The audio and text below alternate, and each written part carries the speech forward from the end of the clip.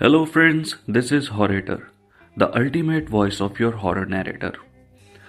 आज का वाकया हमें मसूद ने लाहौर से भेजा है।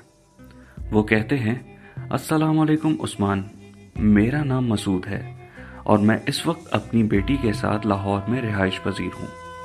ये बात 1970 की दहाई की है, जब हम स्कूल जाने वाले बच्चे हुआ करते थे और नए नए कराची मुंतकिल हुए थे। वालिद साहब कराची डेवलपमेंट अथॉरिटी में एक बड़े सरकारी ओहदे पर फाइज थे, जिसकी वजह से इन्हें कॉरपोरेशन गेट की तरफ एक खूबसूरत सोसाइटी में मकान भी मिला, जहां हमारा छोटा सा खानदान जिंदगी गुजार रहा था। हर घर को सरकारी चौकीदार भी मिले हुए थे। यहां मैं ये भी बताता चलूं कि इस जमाने में वो इलाका सुनसान और वीरान हुआ करता था और दिन के वक्त भी वहां न बंदा न बंदे की जात हुआ करती थी।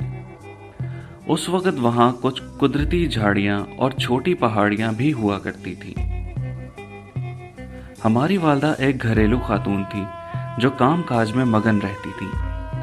एक बार जब हम स्कूल से घर आने वाले थे, मेरी वालदा हस्बे मामूल अपने दिन के कामों काजों में मगन थी। जब वो कपड़े धोने नीचे की तरफ बैठी तो उन्हें कदमों की आवाज गूंजती हुई आई और डक के दरवाजे से दो बच्चों के साए बढ़ते हुए नमूदार हुए।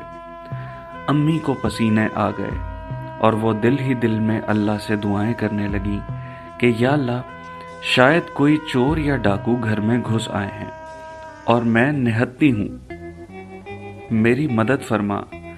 आसपास कोई नहीं है, इलाका सुनसान है और चौकीदार तो बहुत ही ज्यादा फासले पर बाहर है। ये सब इनके जहन में चल ही रहा था कि दो बच्चे, जिन्होंने सब्ज कुर्ते और खूबसूरत टोपियां पहनी हुई थी, जाहिर हुए। पहले तो अम्मी चौंक उठी कि चौकीदार का पहरा है और कोई रास्ता भी नहीं, तो कोई अंदर घुस कैसे गया। लेकिन जब उन्होंने देखा कि ये दो बच्चे हैं तो उन्हें कुछ चैन आया। इससे पहले कि अम्मी उन्हें हैरत से पूछती कि आने की वजह बताओ और ये भी कि आप लोग ऐसे कैसे घर के अंदर घुस गए, वो दोनों हम आवाज होकर बोले, अस्सलामु अलैकुम। मेरी वालदा ने सलाम का जवाब दिया, लेकिन वो समझ गई कि ये अल्लाह की दूसरी मखलूक हो सकती है, क्योंकि इनका सलाम हम आवाज था और उनकी आवाज गैर जरूरी तौर पर गूंज भी रही थी और ये लोग आंख नहीं झपक रहे थे। अम्मी ने समझदारी से काम लिया और मजीद कुछ न बोली। इन दोनों ने कहा, हमें भूख लगी है, कुछ खाने के लिए ले आए। अम्मी ने बिना सोचे समझे बावर्ची खाने में जो जो तैयार था उनके सामने हाजिर कर दिया और इस जगह से कुछ देर के लिए बाहर आ गई।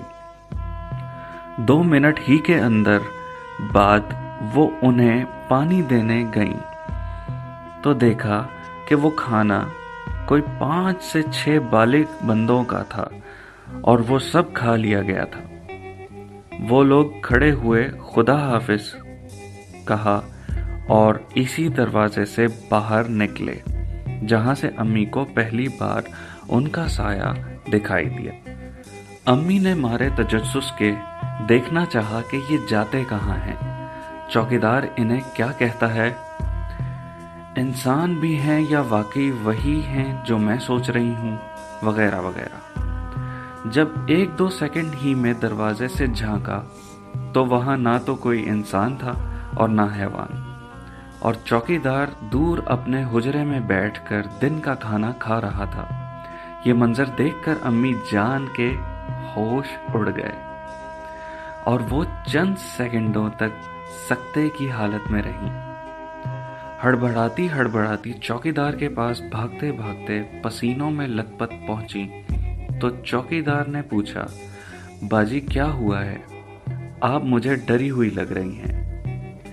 इतने में गेट खटखटाया और हम सब बहन भाई स्कूल से घर आ गए।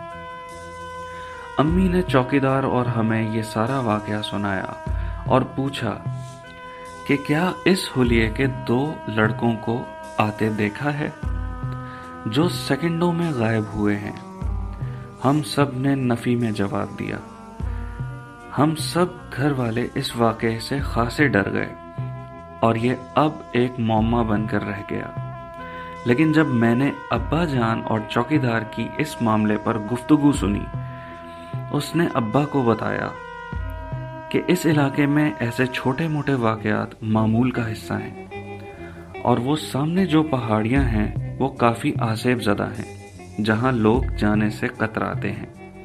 امید کرتا ہوں میرا یہ واقعہ آپ کو بہت پسند آیا ہوگا۔ دعاؤں میں یاد رکھیے گا۔ اللہ نگہبان۔